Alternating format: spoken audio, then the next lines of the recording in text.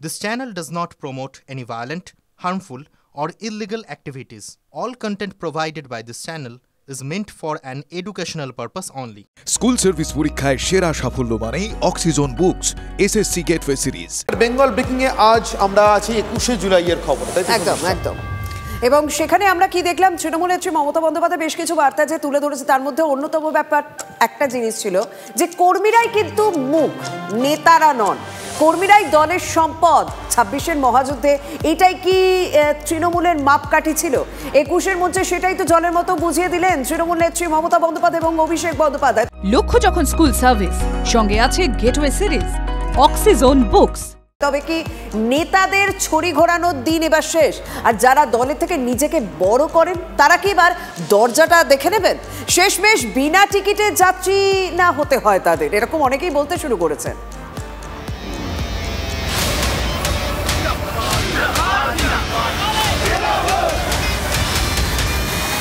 তৃণমূল কংগ্রেসের সম্পদ কারা? নেতারা নয়, কর্মীরা। দলটার নাম তৃণমূল, আর তাদের শহীদ সমাবেশে রাজ্যের শাসক দলের সর্বময় নেত্রী ও সর্বভারতীয় সাধারণ সম্পাদকের মুখে তৃণমূল স্তর অর্থাৎ কর্মীদের কথা। বারবার বোঝালেন নেতা নয়, আস্থা কর্মীতেই। ধর্মতলায় 21-এর মূল মঞ্চে জনপ্রতিনিধির ভিড়, যেখানে মধ্যমণি মমতা বন্দ্যোপাধ্যায়, আর সামনে অসংখ্য কর্মী সমর্থক যাদের ধারাবাহিক লড়াই, ত্যাগ, ভালোবাসায় 14 বছর বাংলার মসনাদে তৃণমূল কংগ্রেস। আর স্বভাবসিদ্ধ ভঙ্গিমায় কর্মীদের সঙ্গে কার্যত মিশে গিয়ে তাঁরাই যে সম্পদ তা মনে করিয়ে দিলেন তৃণমূল নেত্রী। অভিষেকের গলাতেও তারই প্রতিধ্বনি। তৃণমূল কংগ্রেসের সম্পদ কারা? নেতারা নয়, কর্মীরা। আমি মনে করি, আমি নিজেও একজন কর্মী হয়ে উঠে এসেছি এবং আমি মনে করি দলের সম্পদ আমাদের কর্মীরা।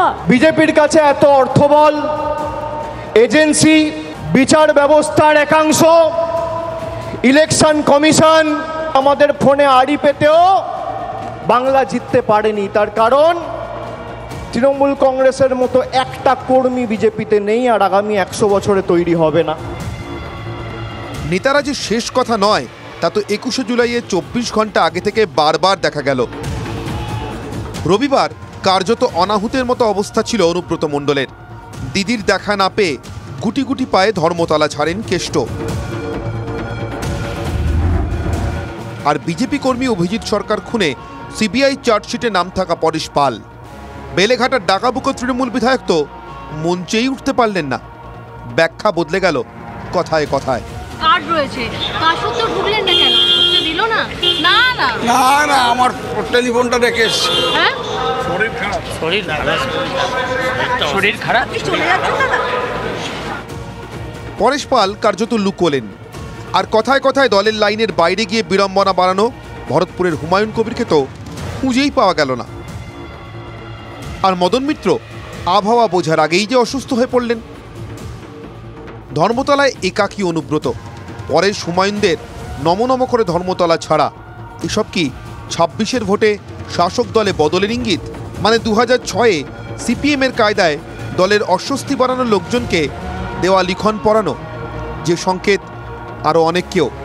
তৃণমূলে কর্মীরাই পার্মানেন্ট, নেতারা সব ক্যাজুয়াল।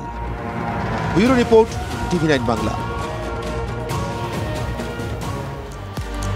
কেন্দ্রীয় বঞ্চনা ইস্যুতে আন্দোলনকে দেশের রাজধানীতে নিয়ে গিয়েছিল তৃণমূল।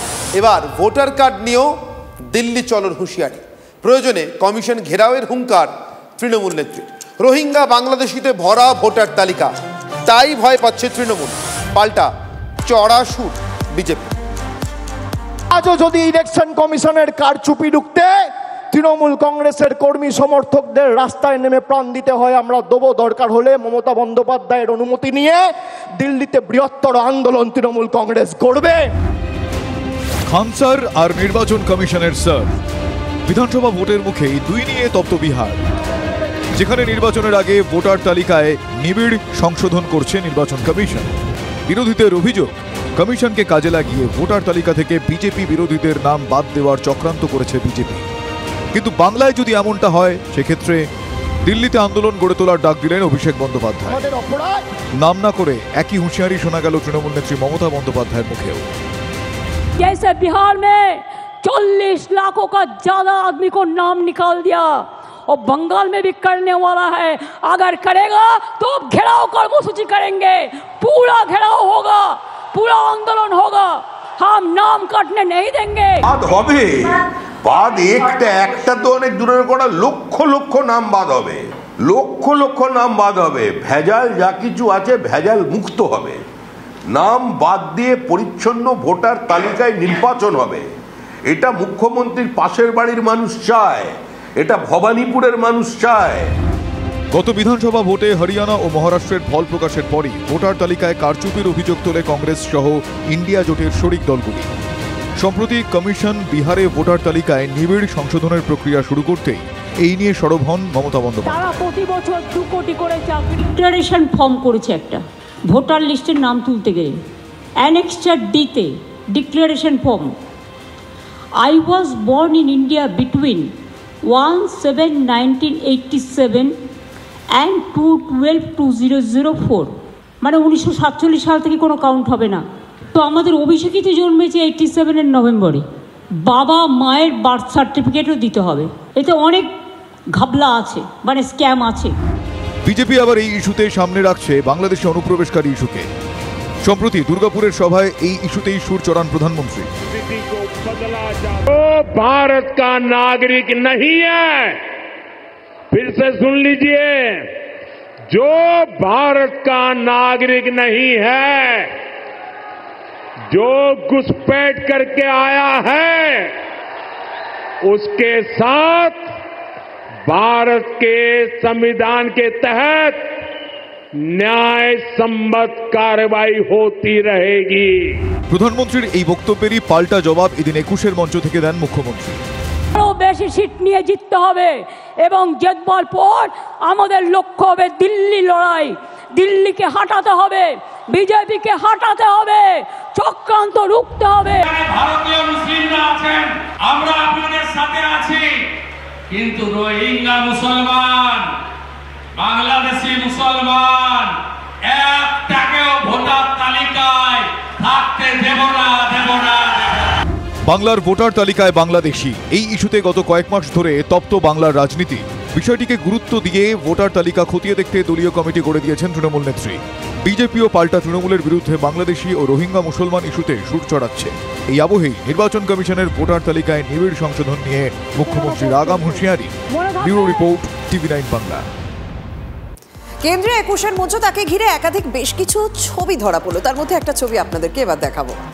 সমাবেশে এসে বিনোদন পার্কে মজা, ইকো পার্ক থেকে চিড়িয়াখানা, ভিক্টোরিয়া, তৃণমূল কর্মীদের ভিড়ে ঠাসা ছিল। শহীদ দিবসের নেত্রী বক্তব্য শোনার বদলে কেউ কেউ কলকাতা ভ্রমণে সারলেন। 21শে জুলাই তৃণমূলের বড় দিন, কিন্তু বিভিন্ন জেলা থেকেই কলকাতায় আসা তৃণমূল কর্মীদের কাছে যেন অন্য বড় দিন। একাধিক শপিং মলে যেন বড়দিন বা নিউ ইয়ারের মতোই ভিড়। বাসে করে, ট্রেনে করে বাংলার দূর দূরান্ত থেকে এসেছিলেন 21শে জুলাইয়ের সভায় যোগ দেবেন বলে, মমতা বন্দ্যোপাধ্যায়, অভিষেক বন্দ্যোপাধ্যায়ের বক্তব্য শুনবেন বলে। কিন্তু ধর্মতলায় শহীদ দিবসে যখন শীর্ষ নেতৃত্ব 26শে নির্বাচনের দিক নির্দেশ দিচ্ছেন, তখন তৃণমূলের বহু কর্মী সমর্থকের অভিমুখ বিনোদনের দিকে। কেউ ভিড় জমালেন আলিপুর চিড়িয়াখানায়, বাঘ সিংহ দেখলেন, বাঘ হরিণ টরিণ সব দেখলাম, যা ভিড় দেখছি প্রচুর ভিড়। তো আজকে এখানকে মিটিং এসছি, এখানে চিড়িয়াখানায় দেখতে এসছি। আগে গেলে না কেন? আগে আসেনি তো, তখন সবাই তো এদিকে আসছিল। অনেকে তো আবার 21শে জুলাই কি কারণে পালন করা হয় তার উত্তরটুকুও দিতে পারলেন না। 21শে জুলাই কি হয় জানো? জানি না। মিটিং কিসের মিটিং? স্মরণীয়, এটা স্মরণীয় একটা মানুষ মারা গেছিল। কেউ আবার ভিড় করলেন ভিক্টোরিয়া মেমোরিয়ালে। দিদির কাছে যাবো বলে তো জাম, তো যেতে পারলাম না, তো প্রচুর জাম, ট্রাফিক, প্রচুর ট্রাফিক। উত্তর দিনাজপুর থেকে মিটিং গেছিলেন? যাওয়া যায়নি, ভিড় অনেক, তাই একটু ভিক্টোরিয়া এসছেন নাকি? ঘুরতে আসছি। ইকো পার্ক সাধারণত সোমবার বন্ধ থাকে, কিন্তু বন্ধ গেট টপকেই পার্কে ঢুকে পড়েন অনেকেই। ভিড়ের চাপে গেটও খুলে দিতে হয়। মানে খোলা মানে স্কুলে দিয়েছে, পাবলিকের চাপে। 21শে জুলাই হ্যাঁ খুলে দিয়েছে। এদিন ২১-এর মঞ্চে অসুস্থ বোধ করেন বেশ কয়েকজন তৃণমূল কংগ্রেসের নেতা নেত্রী। মদন মিত্র, কীর্তি আজাদ থেকে শতাব্দী রায়, সাবিত্রী মিত্র। প্রচণ্ড গরমে রোদে নেতানেত্রীরা যখন অসুস্থ হয়ে পড়ছেন, তখন সেই সমাবেশ ছেড়ে তৃণমূলের কর্মী সমর্থকদের দেখা গেল শীতাতপ নিয়ন্ত্রিত শপিং মলে ঘুরতে। Bureau report, TV9 Bangla. এসএসসির নতুন পরীক্ষা বিধি মামলায় ফের স্বস্তি রাজ্যে। কলকাতা হাইকোর্টের নির্দেশ বহাল রাখল সুপ্রিম কোর্ট। নিয়োগ প্রক্রিয়া জারি থাকবে। যোগ্য শিক্ষকদের অভিজ্ঞতার জন্য অতিরিক্ত 10 নম্বর দেওয়া যাবে।